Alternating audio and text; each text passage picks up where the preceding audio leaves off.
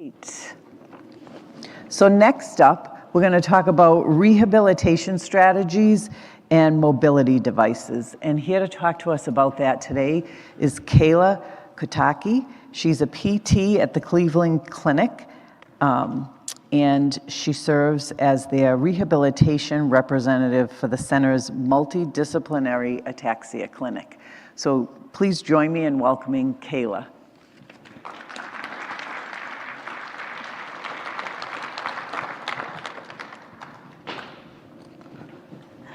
Okay.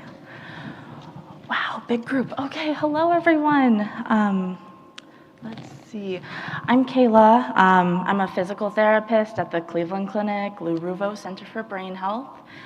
Today we're talking about rehab strategies and mobility devices. Just a quick disclaimer that the things we talk about today are intended to be informational only.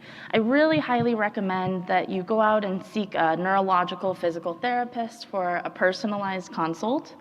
And then lastly, later in the presentation, we're going to go through some mobility devices.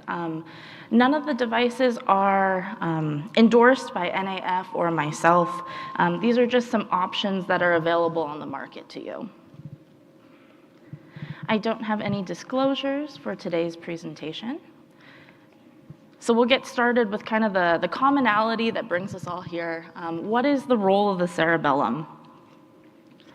So I'm sure this is review, but the cerebellum is that small shelf-like structure on the back side of the brain.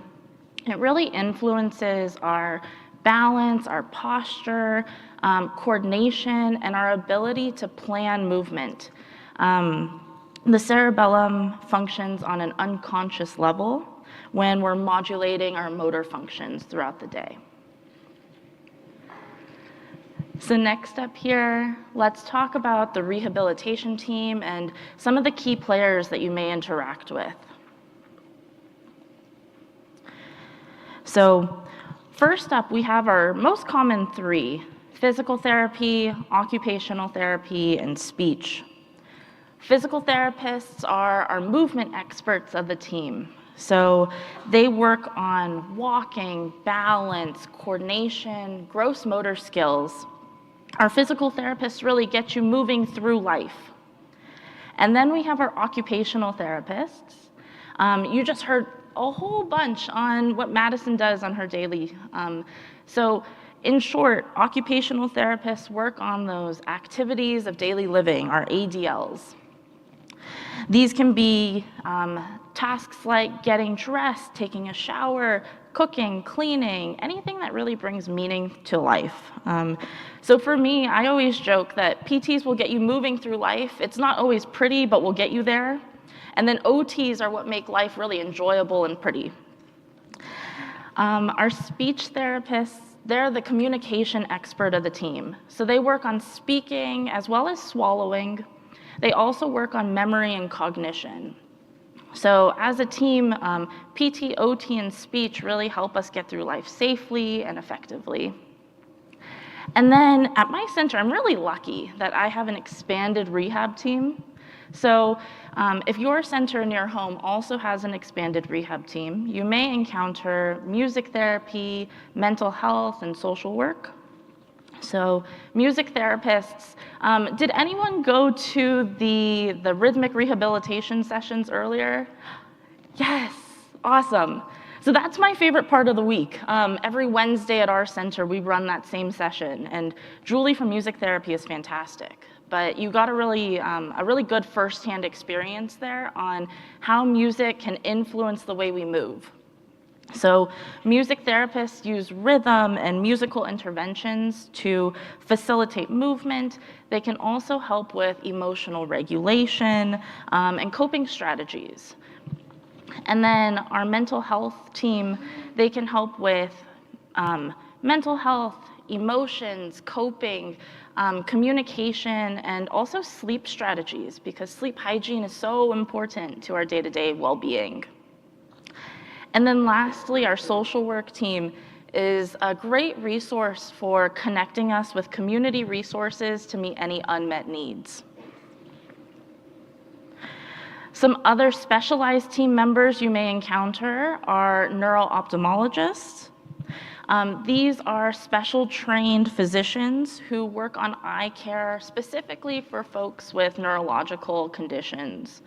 And then as a subset of physical therapy, we have our pelvic health physical therapists, which is an area that I'm getting interested in. We work on bowel, bladder, and sexual function, dealing with things like incontinence, pain, leakage. A lot of folks think that these are things that happen with life, but in reality, leakage, incontinence isn't a normal part of aging. And so getting that addressed by a local pelvic health physical therapist would be a good idea. And then additionally, we have our vestibular therapists. These therapists deal with the inner ear system. That inner ear helps to give us a sense of balance and equilibrium. You can almost think of it like a gyroscope inside your head. So vestibular therapists help with individuals who may be experiencing dizziness, feelings of disequilibrium, or having a hard time coordinating your eyes with your balance. Like if you ever feel like your eyes kind of lag a second or two behind, finding a vestibular therapist would be good. So next up here, let's talk about some of the current literature for ataxia care. So this paper by Weisner and colleagues is a systematic review and meta-analysis published in 2023. A systematic review is essentially a bunch of papers on similar topics coming together so that we can create kind of a general view of what is on the market. And then from there, the meta-analysis, we're able to create some kind of conclusions from those vast majority of papers. So looking here, 16,000 studies were initially identified. Using a set of really strict inclusion criteria, those studies were narrowed down to 26 that were included in this paper. In that last box there, you can see the breakdown of patients that were included in the meta-analysis. So the first box here shows a variety of interventions that the various papers used. With PT, I think that's one of the wonderful things is there's no right answer in particular. There are many ways to get to the same result. So there's a bunch of different ways that these therapists used in their studies. And then from that, we have a few conclusions that this group came together with. So first, people who participated in therapeutic exercise had a decrease in disease severity when compared to controls. So that's +1 for exercise there. The second conclusion is that therapeutic exercise was helpful in improving balance performance. The third is that in order to sustain benefits from therapeutic exercise, a home exercise program is necessary. So that's really supporting that continued use of exercise over time, where when you go to physical therapy, that's only 1 hour of your week or maybe 2 hours of your week. We're really needing to continue that work at home to sustain benefits over time. So with that, let's talk about day 1 of physical therapy. What can we expect? Our evaluation consists of 3 major parts, really. And this will be pretty consistent no matter where you go or where you go in the nation. Most physical therapists are trained to do these 3 major things. So the first one here is our subjective interview. This is where you and your therapist will get together. You'll be asked a lot of questions to get to know what your day-to-day life looks like. In this part here, you can talk about your concerns. You can talk about maybe different mobility challenges that you're facing on the day-to-day. That moves into our movement sample. So based on what you're telling your therapist, the gears are turning in their mind and they're thinking, what standardized tests can I put my patient through so that I can get the best overview of some of the issues that we're talking about. So in that movement sample, your therapist may ask you to sit and stand from a chair, to walk across the room, maybe do a few balance challenges. And with that, they're gathering information to kind of take us into section 3, which is where we create a plan and goals. I think section 3 is really the most important part because this, again, you and your therapist are collaborating on what does your care look like over time and how are we going to get you there. So I think it's really important that you take autonomy over your care and you're telling your therapist, this is what I want to get out of therapy. These are the things that I need help with at home. I know a lot of times, especially for me too, when I go to the doctor, I don't want to be too pushy or I don't want to tell them how to do their job. But from a therapist perspective, if you come in and you tell me I want to do X, Y, and Z, that makes my job so much easier because I know this is where you want to be and this is how I'm going to take you there. So with that, let's talk about how to prepare for day 1 of therapy. So first up here, kind of common sense, but come dressed to move. Leave the high heels at home, wear your good walking or running shoes. Loose-fitting athletic clothes is great. I would leave the open-toed shoes at home, dresses, skirts, things that may be difficult to move in. I would leave those at home. Next up here, be engaged. As a therapist, I love it when my patients come to me with questions, when they want to learn more, when they're asking for resources. Really, that's how you get the most of your time. Next up, bringing your assistive device. So having your walker, your wheelchair, your cane, whatever you're using at home, I would suggest to bring that into the clinic. That way, your therapist is able to assess you on what you're using at home. Does it fit you well? Is this the right device for you at this time? And that way we're able to get a really good overview of what is your movement on the day-to-day. And then lastly here, again, common sense, but arriving on time. In the clinic, our time is so limited. We get you for maybe 40 minutes, maybe an hour a week. And so we're wanting to make sure that we're really utilizing every minute of the time. Before you leave your therapy appointment, here are a few things that you want to ask. So like we saw in the research, home exercise is crucial to your development over time. So making sure you understand what is the home exercise program, how do I keep myself safe while doing it, and how often should I be doing it? Next up here, what are your therapy goals and what is your long-term plan for care? So I think it's important that goals and plan of care are a shared process between patient and therapist.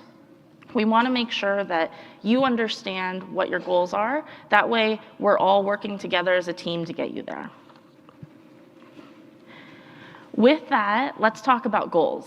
Like I was saying, goals really drive our plan of care. So if we have a functional goal, it's easier for your therapist to think through what are some of the challenges to get you to that functional goal. So I like to think about what's important to you. So maybe it's a functional task. I want to stand long enough at the counter to cook with my daughter.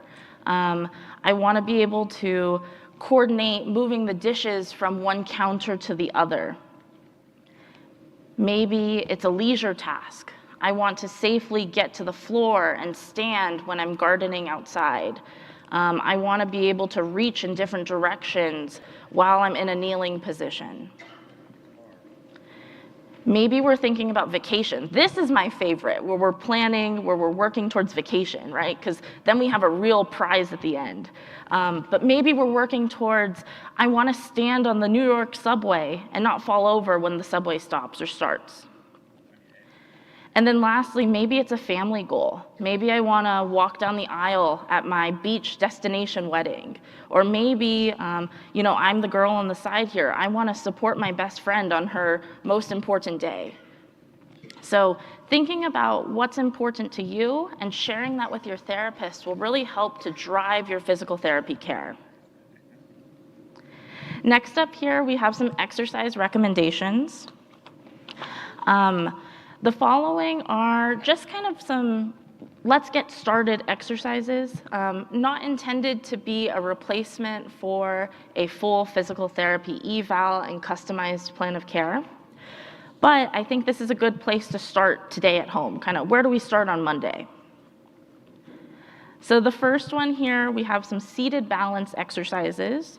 For some, maybe just sitting up tall in a chair is an exercise in itself, working on our trunk control. If that's easy, maybe leaning side to side can be a way to challenge our seated balance. And then taking that lean into a functional reach.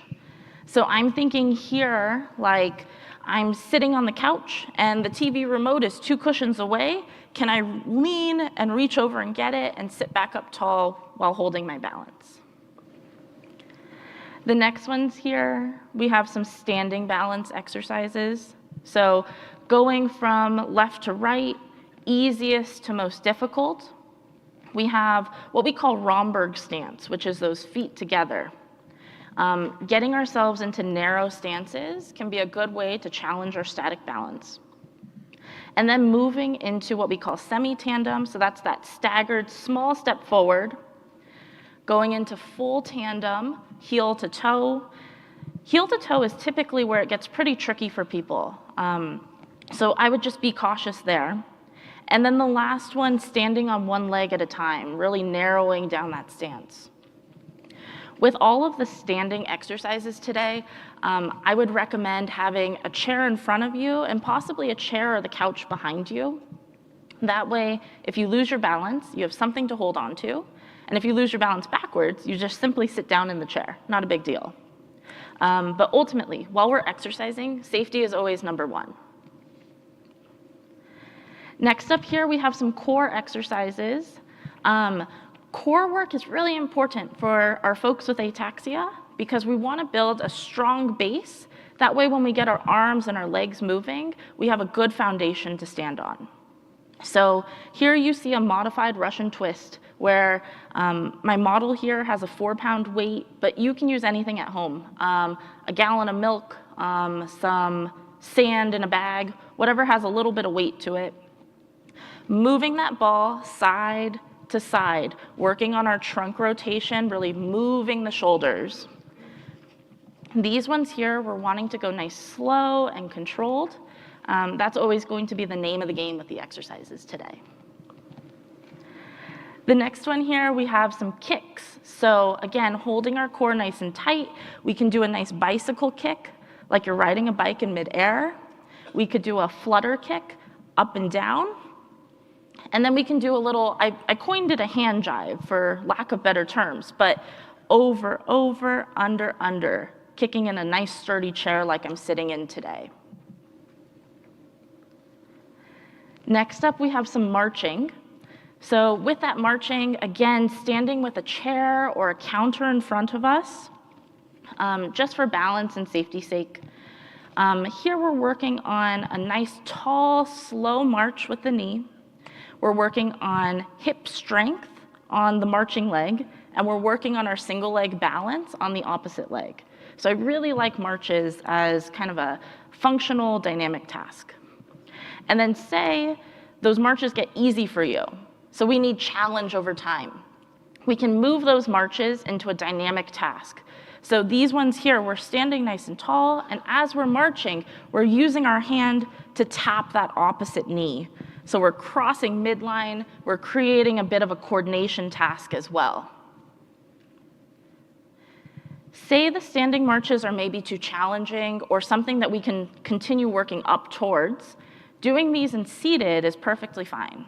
So again, we're working on our sitting balance, we're working on our hip strength to bring that knee nice and high, and then if you want to zhuzh it up a little bit, we have those dynamic marches where we're reaching across midline with the arms. Okay, so with that, let's talk about mobility devices. I have a few things to talk about here. So first, how to obtain a device, and second, how long does that device need to last? So with obtaining a device, we can really categorize it in 2 ways. One is cash pay, 2 is insurance pay. Obviously, cash pay will be the easiest if we're fortunate enough to kind of have the funding to do that. But at times, some of these devices can get pretty expensive. With our insurance pay, each insurance carrier is going to be a little bit different, so I encourage you to consult with your insurance provider to kind of see what your benefit looks like there. Once we decide on our payer, then we go to what we call a DME provider, durable medical equipment provider. Think of them like the vendor, the store for these assistive devices. That individual will be able to consult with you, work with your neurologist, and work with your physical therapist to find the best device for you, and then give you options on purchasing. When it comes to how long these devices need to last, we think about kind of the Medicare guidelines of approximately about 5 years. So you and your therapist are going to have to look into your crystal ball and think about what meets my needs today, but also what is going to meet my needs down the line. What is a device that can grow with me? And with that Medicare rule, it doesn't matter if we're buying a $30 cane or a $10,000 wheelchair. So we're wanting to be really strategic on when we're using those benefits and on what devices are we using those benefits. So with that, let's go into our first devices here. We'll work our way from least supportive to most supportive. So we have trekking poles, a really easy find at your local like REI, Walmart. Typically we see these with hikers where we have one pole in each hand and we're kind of trekking along for a little extra support. With the canes, we have our single point cane, our tripod cane, and our quad cane, working our way up into stability. So the single point cane is really nice because it's discreet. They make ones that can fold up and you can stick it in your purse or in your pocket. They give us just a little bit of support for balance. The tripod cane is nice because the foot is just a little bit bigger, big enough to stand next to you if you were needing to use both hands or if you're sitting at a table. It's not too clunky, but it gives just a little bit more support than that single point. And then our quad cane, it has kind of a square base. Some people may say a con to this device is that it's a little bit clunkier, it's a little bit heavier. Some pros to the device is you still get the slim profile of a cane, it's pretty discreet, and then again, it'll stand next to you if you need both hands. Working our way into the walkers here, we have our standard walker. Some pros here, it's a really stable device, nice and easy to stand with, to walk with in a straight line. Some cons are, it's a little bit difficult to turn with. The front wheels aren't on pivot, they're just fixed straight. And so you're having to pick up the device when you're wanting to turn. Moving into our rollators, we have our standard rollator and our nitro rollator. The main difference here is the nitro is typically coined as kind of the Cadillac of the rollator world, where it has a little bit bigger wheels on the front and back. Those wheels go over uneven terrain more easily, and they give you a little bit of a smoother ride. The standard rollator just has those 4 small wheels, so at times can be a little bit bumpy. Both devices here are great because they have a seat in the middle, so whenever you get tired, you can take a break, you have an automatic chair. And then both of them have a braking system where at the top you can push those brakes down, it'll lock your device in place so that when you go to take a break, you'll stay safe and it won't roll away. Next up, we have our specialty walkers. So the first one here is think about our standard walker and then adding those arm troughs. The point of the arm troughs is to limit what we call degrees of freedom. So that's essentially how many joints or how many parts of you are moving at once. If we're able to kind of lock up those arms up top, it gives you more ability to focus on your legs and focus on your trunk with your walking. Like the standard walker, this guy is a little bit harder to navigate on turns, but we have the upright walker in the middle here. So think about the rollator, but again with those arm troughs up top to limit our arm movement with walking. This one has the 4 wheels, a larger base. Some cons here are that this device is a little bit clunkier. It's a bigger device, so it may also be heavier to get in and out of the car.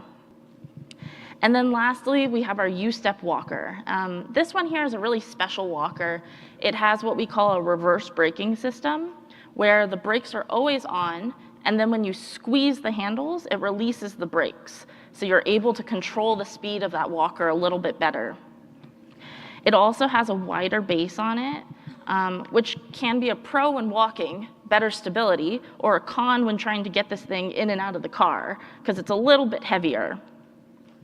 And then lastly, the U-step walker has a package on the side where you can project a laser in front of you for a visual cue for walking and an auditory cue through a metronome on the side handle. Moving into our power devices here, all of our power devices and wheelchairs, there's so many options on the market. So today I limited us to just kind of the general categories of what you may see on the market. So first we have our ultralight foldable. So like the name boasts, it's ultralight and it's foldable. So you can get it in and out of the car pretty easily. Some cons here are that because the frame is so light, the tipping risk is pretty high. So if you don't have good seated balance, this may be a dangerous device for you. Our three-wheel scooter has kind of a pizza wedge shaped base on it. This one has a nice turning radius. You can get in and out of places. They're typically pretty zippy. But again, with that smaller base, we have a higher tipping risk.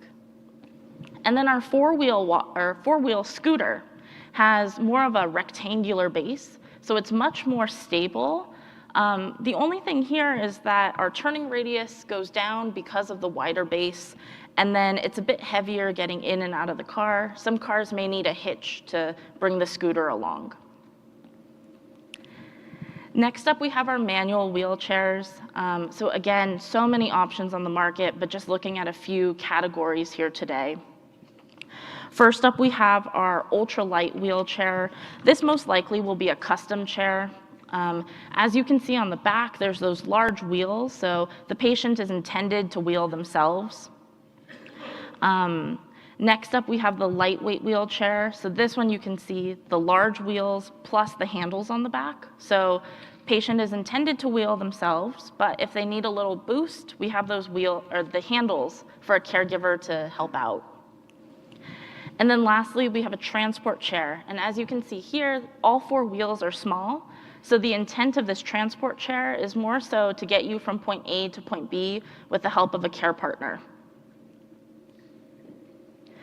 Looking at our power wheelchairs here, again, so many options on the market, but going from our ultralight chair at the start, these ones are nice, they're pretty zippy, the turning radius is good. With the square base, because we have all four wheels, they're typically pretty stable. And that first one, most likely you can get that kind of off the shelf, so no customizations. Moving our way into the more involved chairs here, those will require a physical therapy consult with what we call an ATP or like a seating and mobility specialist. These chairs can get pretty pricey, and so you're wanting to really make sure that the chair you get is the chair that you're going to love for the next 5 years. The worst thing is when we spend all this money, time, resources, and energy, and our devices sit in the corner closet because they don't meet our needs for whatever reason. Next up, we have some accessories. So, for me, I like it. I like to see kind of when my patients are able to personalize their device, make it their own. The walkers have a variety of trays, bags, holders that you can use to hold your things. That way you can make sure that you have everything you need, but your hands aren't full at the same time, therefore decreasing our fall risk so you're not having to manage so many things. We also have the Neck Stride. This is a newer device on the market, and it's pretty cool. It's kind of that small clip that you see there, and it clips on to any existing device, cane or walker. It gives you what the U-step has, So it's a laser beam in front of you that you can adjust the step width, or the step length, I mean, to the beam. And then you also get the auditory cue with the metronome. The NextStride device is pretty pricey, so consulting with your physical therapist to make sure that the cost to benefit ratio is there for you. And then next up, I have some resources for you all today. So as I've been stressing throughout this presentation, I highly recommend that you find a therapy provider in your community that's able to give you a personalized consult. So the first QR code will take you to APTA's website, that's the American Physical Therapy Association's website, for finding a therapy provider near you. In there, there's an option for selecting a neurological specialist or a neurological clinic. As we talked about earlier, physical therapy has a really wide range of things that we do and things that we see. So I think that a neurological physical therapist will meet your needs much better than an orthopedic physical therapist. And then the second code is for ASHA, that's the Speech Therapy Association, to find a speech therapist near you. Okay, I see a couple phones, so I'll give you a couple seconds. The QR codes aren't working. Oh. It says they've been deactivated. Oh no, okay.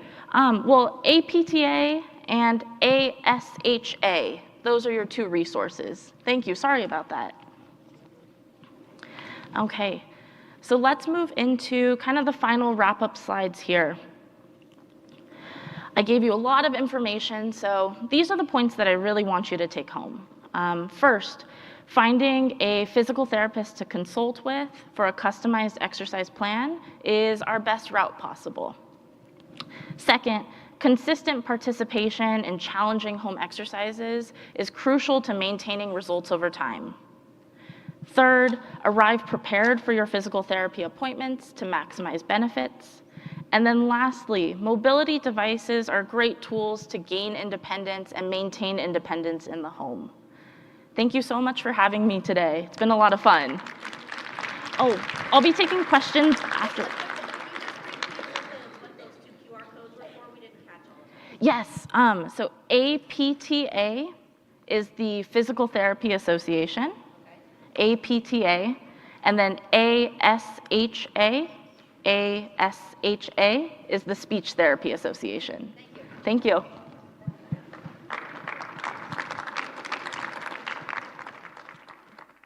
Thank you, Kayla.